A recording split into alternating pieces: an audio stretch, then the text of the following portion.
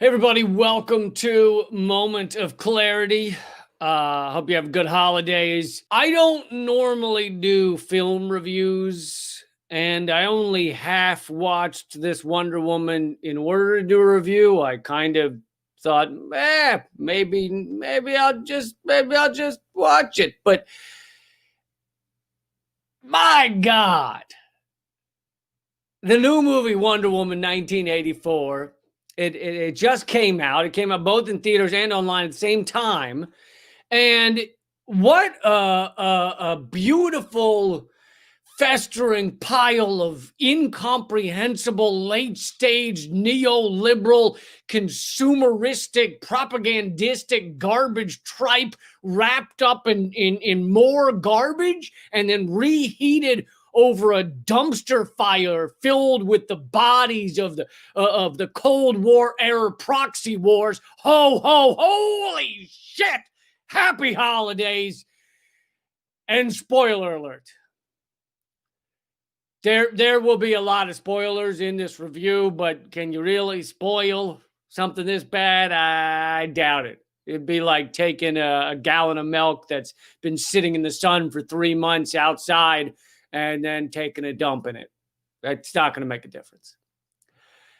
So like I said, I didn't plan to necessarily write a review of this movie, but it's rare that one of these superhero movies is available on the computer screen and in theaters at the same time. If I see any of these superhero movies, it's usually months later when I'm on an airplane or something. So it's rare that I see it at the same time. But also, these big Hollywood movies are important because they're important for indoctrinating our children and childlike adults, which is most American adults. So it's interesting to see what they are training children and adults to believe. And before I even get into this, don't give me any shit about me not liking this movie because it's about a strong woman and it's written and directed and made by strong women. I love plenty of movies that are about strong women, and I believe that men have largely destroyed this fucking planet. Because let's face it, we've been mostly in charge while we've been fucking it up. So I'm going to go 90%. I'll say 90% of the death and killing and rape and pillaging that happens inside this spaceship Earth is done by men. So I have no problem with films or TV making that point or creating strong female characters. That being said, holy fuck, what a bad movie. And I'm not even going to really dig in to the standard complaints that make this movie horrible that you can probably read on other reviews, such as it's an hour too long, it doesn't make any real sense, it's impressively not funny, Gal Gadot is a pretty terrible actress, and it's just rehashing the old tropes and jokes that we've already seen a million times. For example, were you aware that clothing in the 1980s in the United States was funny? Literally, they have a 20-minute scene that could have just had flashing across the screen. 1980s clothes were funny. I mean, they make fun of the fanny pack, which we've all been making fun of since 1992. And if it were a brilliant new fanny pack joke, then okay. But it's not. It's basically just them going, fanny packs are funny. But on top of that, the fanny pack has come back into style for hipsters and hipster wannabes and other people who dress like hipsters but say, don't call me a hipster. So it doesn't exactly make sense to make fun of something that is now popular again, especially when we already spent 2 decades making fun of it. The better joke is to make fun of how Americans call it a fanny pack, even though in the UK the word fanny literally means vagina. So a fanny pack to them sounds like a horrible symptom of a really troublesome STD. Doc, I've got a fanny pack. And then the doctor would say, well, ma'am, have you been partaking in unprotected reverse cowgirl in a car park in Birmingham? That's probably how you got it. But I'm not going to spend this segment on how bad and hacky the jokes, the acting, the writing is. I'm going to get into the part that most reviewers won't get into. they probably largely won't dig into the politics of this film outside of the obvious stuff. On the political front, the reviewers will probably mention 2 or 3 things. 1, yay women. 2, the bad guy is basically a stand-in for Donald Trump, and his greed is his undoing. And then number 3, they might mention that a Middle East oil oligarch in the film wishes to have his ancestral land back, which then creates a magical wall around the city because wishes come true. Don't ask. Blocking out millions. The wall blocks out millions of people and cuts off their water supply. Now, I imagine if that's mentioned in your regular reviews, they probably talk about how it represents Trump's wall and how it's clearly to remind Americans about, Trump's border wall is awful, it's a cruel idea. However, the wall in the film could more appropriately serve as an analogy for Israel, which has built their own wall and cut off regular water and electricity to Palestinians.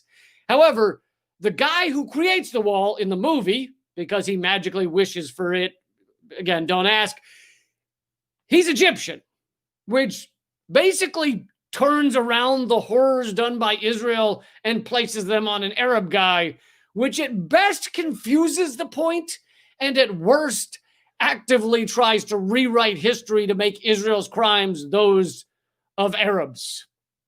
And then, of course, the star of the film, Gal Gadot, is a former Israeli military, which everyone raised in Israel is former Israeli military because it's mandatory there. But she also strongly supports the crimes of Israel, as far as I've seen. So maybe she didn't get that this wall in her film destroying lives in Egypt is analogous to how Israel has treated the Palestinians.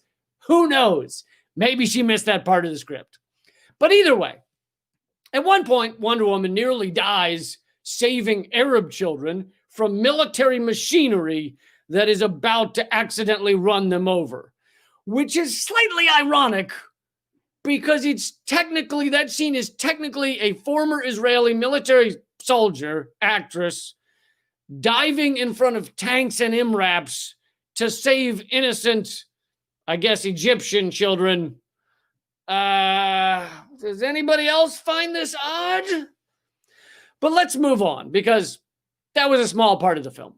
However, military equipment is an important point. There were several scenes that highlight very large-scale military vehicles or planes or guns or spaceships. And when you see those things in a film, any film, not just this film, any film, anytime you see giant military weaponry, unless it's clearly done with CGI, which this clearly was not, it means that the film got help from the U.S. military industrial complex.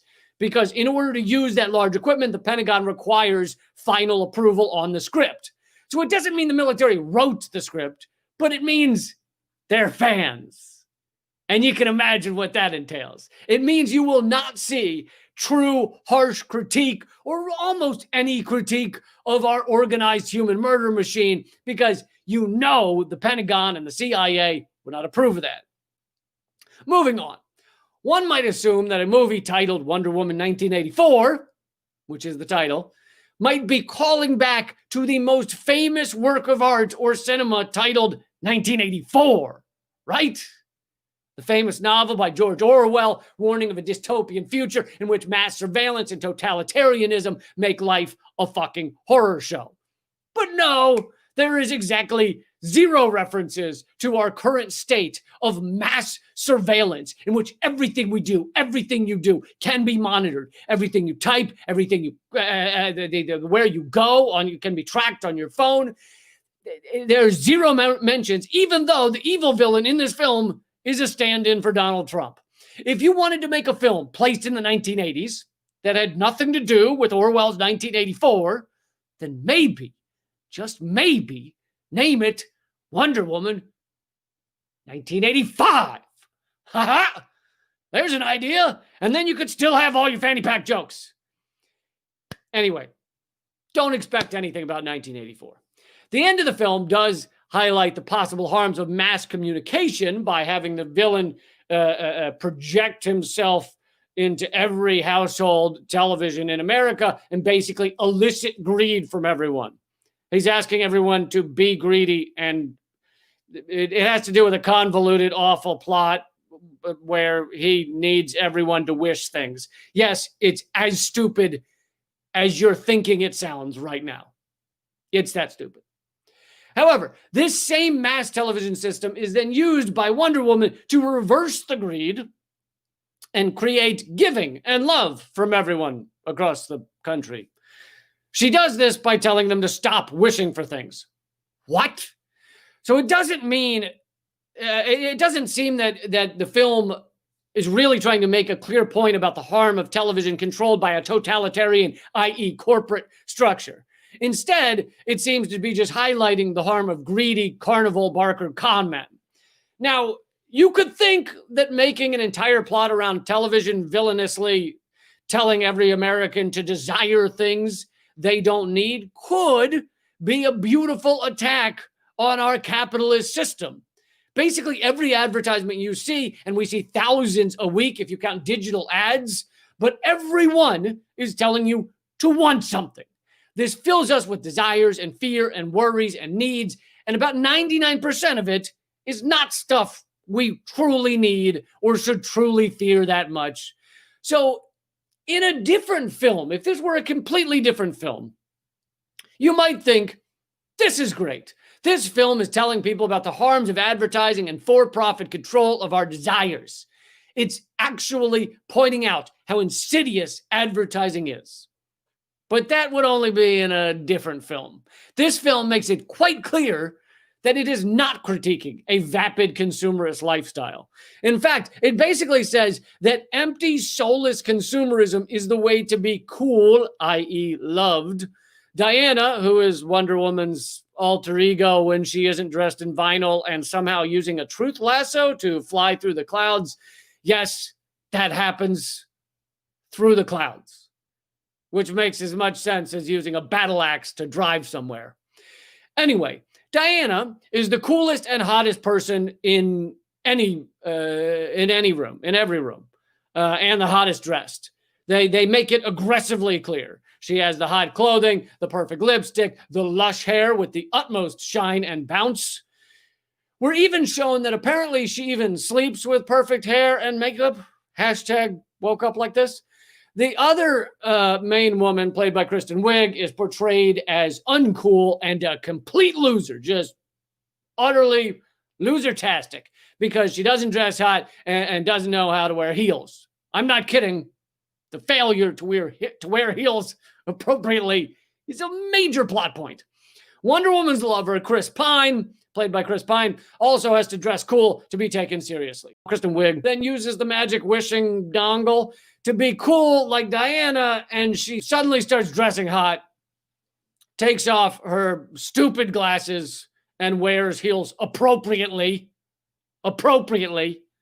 which is when men and women finally start noticing her, laughing at her jokes, and caring that she exists.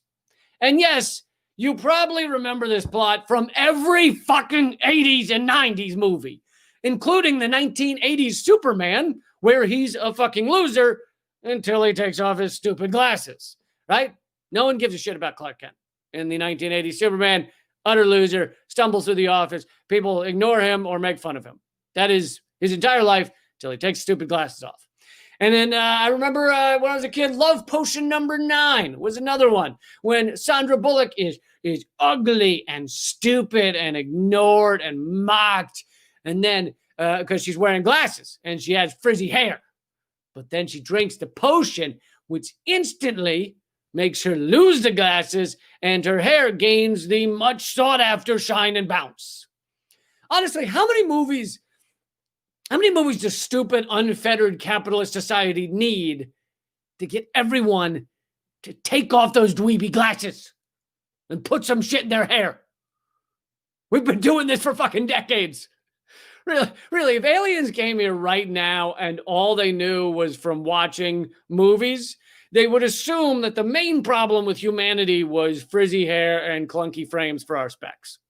Not that we're killing the fucking planet by doing things like buying new clothes every 8 seconds and pouring loads of fucking chemicals from our hair products into the rivers and oceans and atmosphere. No, none of that's an issue. Just that our curls aren't holding together appropriately. So the clear message especially for young people, young girls and tweens, is learn to fucking dress hot or nobody will like you. I mean, that message isn't even subtle in this film. They basically remade a movie from the 1980s with many of the same trash consumerist principles as the 1980s. A lot of popular movies from the 80s had wealth and consumerism and being cool as the whole goal of the film. For example, in Back to the Future, Marty, the first one, just wants his family, and by the way, I love Back to the Future, don't get me wrong, but his goal is he wants his family to be cool and he wants to have money. That's kind of what he's wishing for at the beginning. After he fixes the past, his family suddenly has a bunch of money and he has the cool truck that he always wanted because they wanted, the producers wanted you to know that buying things is happiness. So Wonder Woman does a lot of the same, even while it tries to give the message that greed is bad. So either the writers had no fucking clue what points they were trying to give, or they had no clue that greed and consumerism and buying hot clothes are intertwined. They are not separate things. They are connected. Honestly, even if the here's how to be cool in capitalism weren't the repulsive plot of this film, it's been done through the entire 80s and 90s. Ironically, this movie is called Wonder Woman 1984, and the only way it would be considered interesting or unique is if it had been made in 1984. Moving on, the evil villain, the Donald Trump con man, is played by Pedro Pascal, ironically making him a Latino Donald Trump evil villain, which is quite a twist that seems unintentional other than to make sure that this is not a heavily pure white person movie. Pedro Pascal is a television oil con man, as if that's a thing. He somehow talks people from the TV, talks them into investing in oil that he doesn't actually have. So when he takes control of the wishing dongle or whatever the fuck that is, he makes it so all of his dry oil wells suddenly have tons of oil. So he immediately becomes wealthy and powerful, but of course he wants more because, don't forget, greed is bad. Let's remember that. But weirdly, there's no actual commentary on oil being bad. Of course, we now know that the fossil fuels we burnt through the 80s, 90s, up till now, they're destroying us. They are killing our future, our planet, our way of life. So hindsight 2020, it would make sense to criticize the burning of fossil fuels in this movie. But alas, this movie is not titled Wonder Woman 2020. So their only critique is of wanting too much oil to be owned by one person, not the fact that we were destroying the planet as we burned that oil. In fact, the organization that has contributed to climate change and burned more fossil fuels than any other organization on planet Earth, the U.S. military-industrial complex, is largely glamorized in this film. Jets and flying are shown as magical things, and don't get me wrong, I don't have any problem with marveling at the wonder of human flight. I think that's great. But this is a military pilot. Chris Pine's character is a military pilot, spending way too much time in this insanely long film, just ecstatic that there are jets, that they're in a jet. He sees a jet flying overhead, that he gets to fly a jet, that jets have been sent to outer space, blah, blah, blah, blah, blah. Thank God we have this new movie to show us that flying is cool. There is a brief plot point where the president of the United States wishes for more nuclear weapons, which then happens, which causes Russia to fire their nuclear weapons because they see all of America's popping up. So when the Russians fire these, it's good. It's good to see they got in that dig at the Russians. You know, you're worried a whole movie could come out present day and not have a good old dig at the Russians. And it would be easy to say, yeah, but there's a lot of digs against America too in this film. Our president is portrayed as a moron. He's kind of like a Ronald Reagan, I guess, because it was 1984. But he's portrayed as a moron who just wants nuclear weapons, which cause death and destruction. So, yes, there is a dig at that. But you see, in these American films, almost all of them, that have some Russia is evil plot point, the key is that Russia is shown as one thing. It's a monolith. America is shown as many things, right? The United States in this film includes Wonder Woman and Chris Pine and nerds and hot women and asshole men and other somewhat nicer, weirder men and black people and white people and pilots and homeless people. It's a multifaceted society. Russia, on the other hand, in this case, the Soviet Union, is one thing. It's evil, dastardly Russia.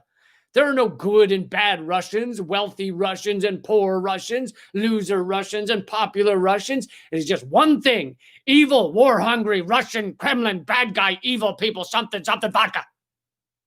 Even the evil, villainous Arab world in this film now gets a slightly more multifaceted treatment in this film and many others than the Russians do. Point being, long story short, way shorter than this awful film. But through all this garbage, the final message is don't be greedy when you wish for things. The idea is don't be greedy is one I support. That idea. Don't be greedy. Okay, cool. I'm down with that. Don't be greedy. But here's the problem. After Wonder Woman tells everyone to love each other, everything in American society goes back to how it was, which is depicted as happy and stable.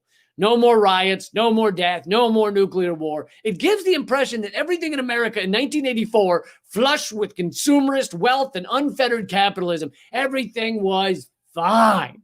Everything was going great until Latino Donald Trump showed up, which is bananas. It's a complete rewriting of history, just like it is when we idealize the 1950s as when America was great. Let's go back to when America was great. Well, it was great for a segment of the population. It was as it was in the 1980s. Not everyone was wealthy in the 80s. Not everyone was happy. There was still an American empire exploiting the world, assassinating foreign leaders, economic hardships brought down on other countries. There was still systemic racism in our country, a fascist police force, aggressive class war in which the rich owned the government and exploited the poor and middle class. All of that was going on. On top of that, the consumerism that this film glorifies was already killing the planet.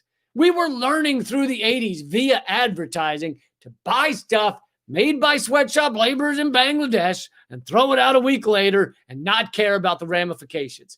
Things were not great.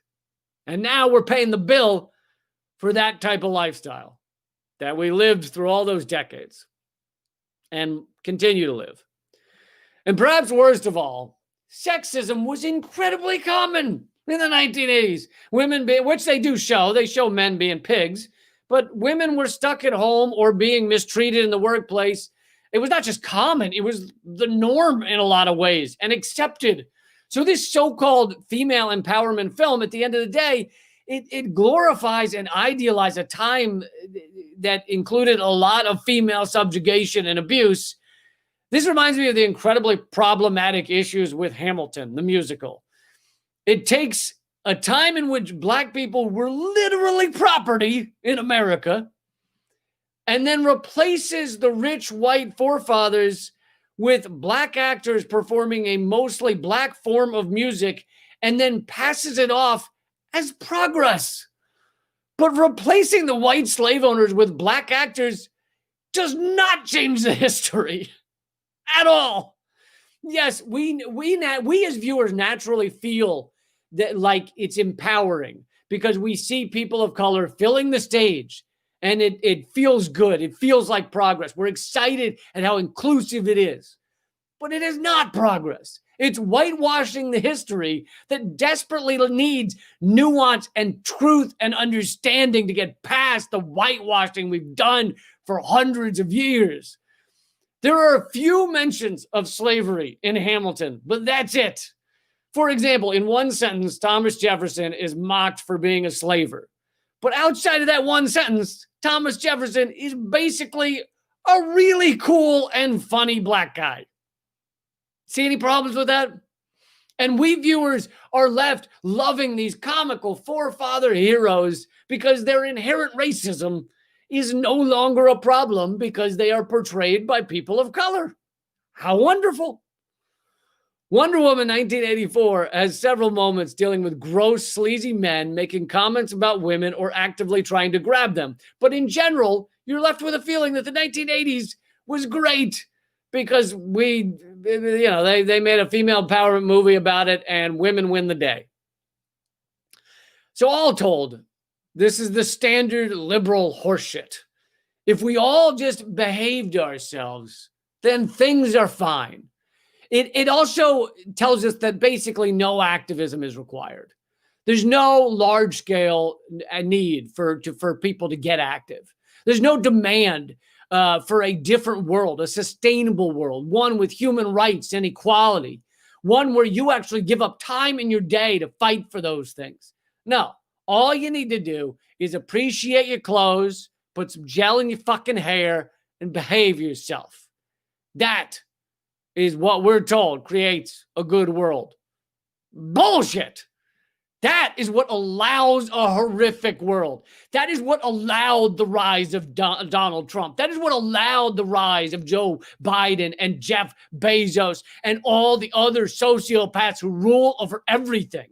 Is us going about our business while they exploit and extract everything from this world.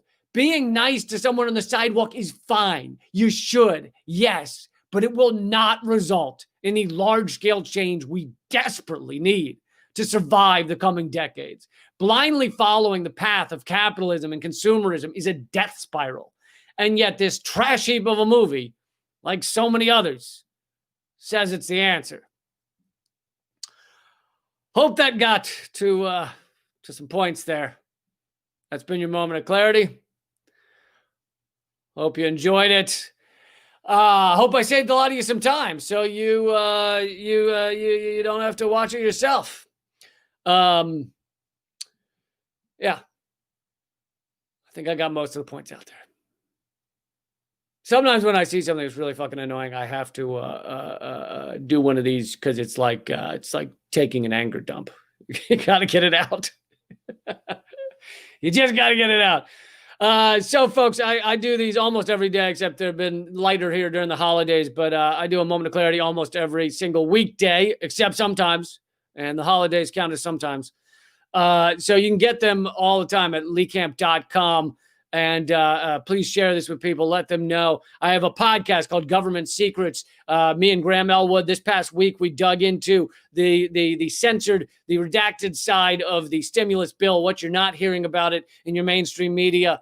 We also dug into that time in American history where Americans were told to kill your neighbors if they tried to get in your nuclear bunker. I'm not kidding.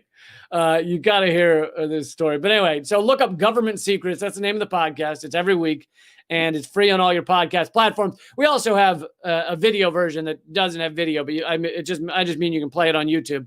If you go to youtube.com/moment of clarity, you can watch or listen to Government Secrets on YouTube. All right. I also just did a new Redacted Tonight that's out this week. That's at youtube.com/redacted tonight. And what else? Oh, Rockfin. I have a new Rockfin channel, rokfin.com/Lee Camp. There's plenty of free content there as well as premium content.